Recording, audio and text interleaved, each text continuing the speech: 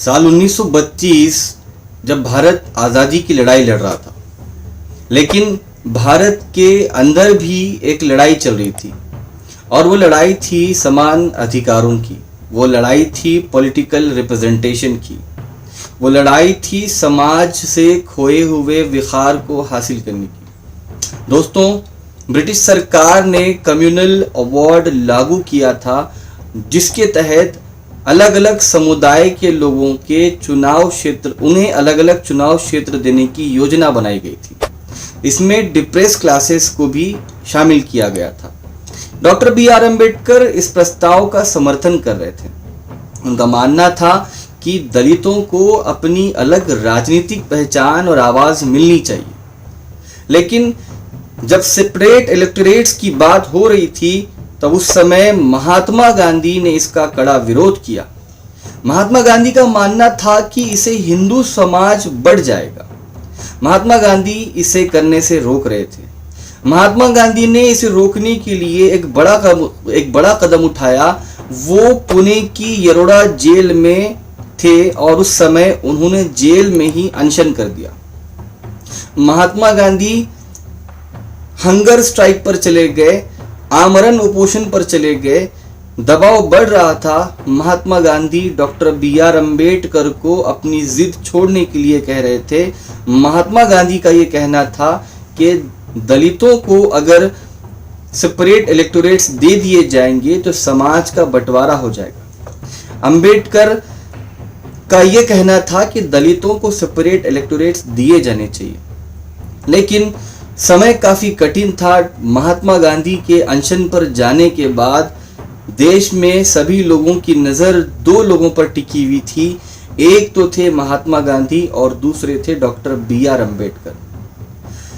Doctor B R Ambedkar ने इस समय कॉम्प्रोमाइज किया और उन्होंने सेपरेट इलेक्टोरेट्स की जो डिमांड थी उससे अपने आप को पीछे लिया और उन्होंने सेपरेट इलेक्टोरेट्स की जगह रिजर्वेशन की बात को मान लिया। इसीलिए आज भारत के संविधान में दलितों को लोकसभा में रिजर्वेशन दिया गया है। इसीलिए आज भारत के संविधान में एससी शेड्यूल कास्ट को लोकल बॉडीज में रिजर्वेशन दिया गया है।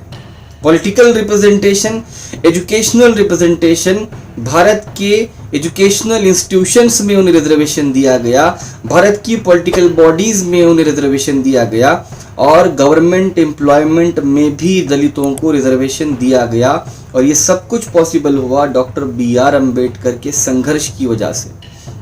दोस्तों, इसीलिए आज हमारे भारत के लाखों करोड़ों लोग डॉक्टर बी आर अम्बेडकर को अपना भगवान मानते हैं।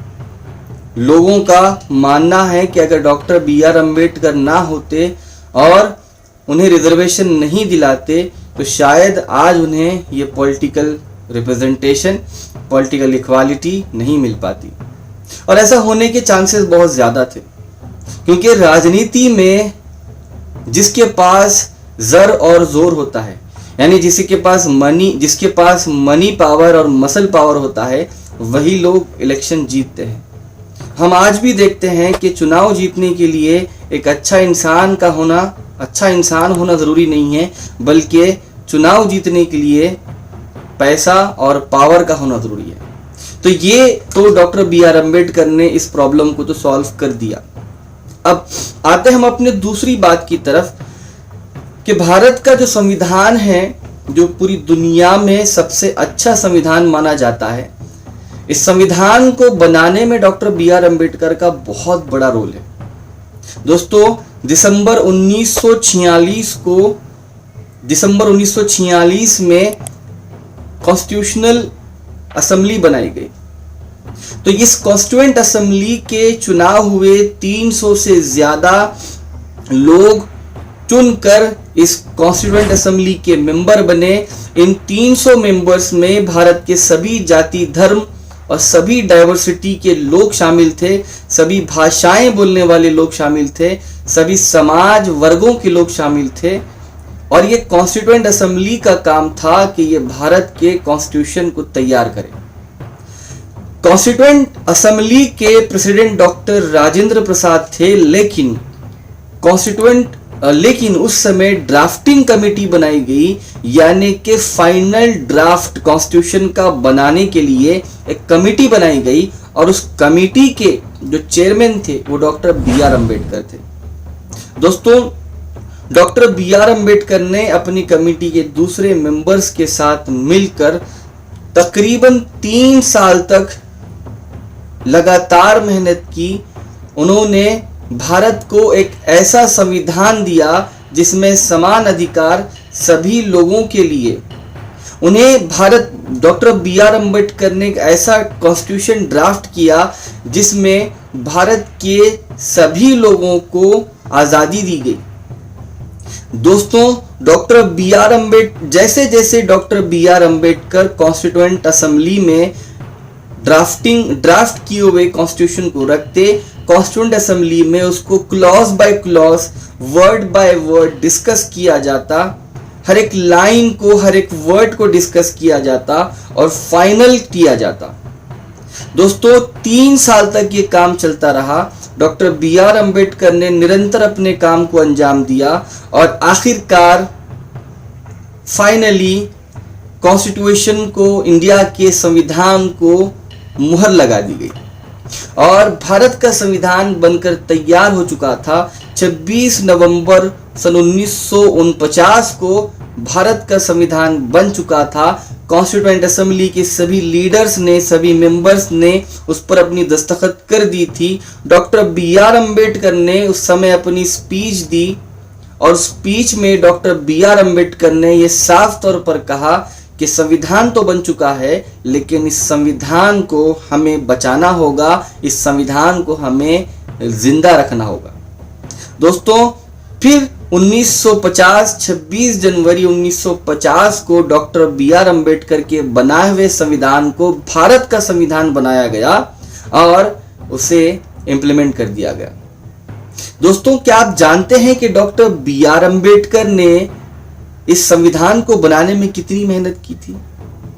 दोस्तों, डॉक्टर बी आर अम्बेडकर ने समाज के बदलते तेवर को देखकर अपनी जिंदगी में एक और डिसीजन लिया था और वो था धर्म परिवर्तन का।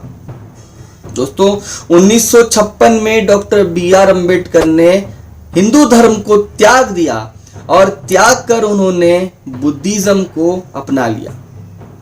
डॉक्टर बी आर अम्बेडकर निराश थे कि आज़ादी मिलने के बाद भी, संवैधानिक अधिकार मिलने के बाद भी उन्हें और उनके समाज के लोगों को बराबर का दर्जा नहीं दिया जा रहा था। भारत के लोग, जिसे हम स्वर्ण जाति के लोग कहते हैं, वो आज भी दलितों को एक्सेप्ट करने के लिए, उन्हें कबूल करने के लिए तैयार नहीं थे। इसीलिए डॉक्टर बी आर अम्बेडकर ने बेजार होकर हिंदू धर्म को छोड़ दिया और बुद्धिज्म को अपना लिया। ये एक ऐतिहासिक पल था जब डॉक्टर बी आर अम्बेडकर ने अकेले नहीं बल्कि लाखों करोड़ों दलितों के साथ इस धर्म को अपनाया। दोस्तों, हम डॉक्टर बी आर अम्बेडकर की तारीफ आज इसलिए भी कर रहे हैं कि ये एक ऐसा इंसान था, एक ऐसी शख्सियत थी जिसने भारत के लाखों करोड़ों लोगों की जिंदगी को बदल दिया।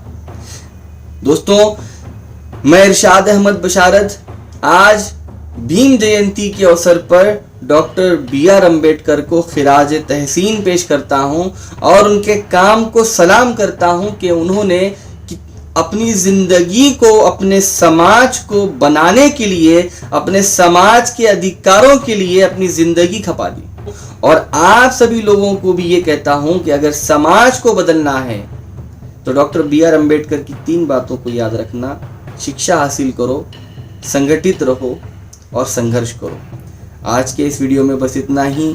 आपसे विदा चाहता हूं और आपसे उम्मीद रखता हूं कि आप मेरे इस वीडियो को भारत के हर एक व्यक्ति तक पहुंचाएंगे और मेरे इस पैगाम को पूरी दुनिया तक पहुंचाएंगे कि doctor B R Ambedkar Bharat के नए युग के नए हीरो थे। उन्होंने नए भारत की नींव रखी और इस नए भारत में हम लोग सब आज आज़ादी के साथ समानता के साथ रहते हैं और खुशहाल ज़िंदगी गुजारते हैं।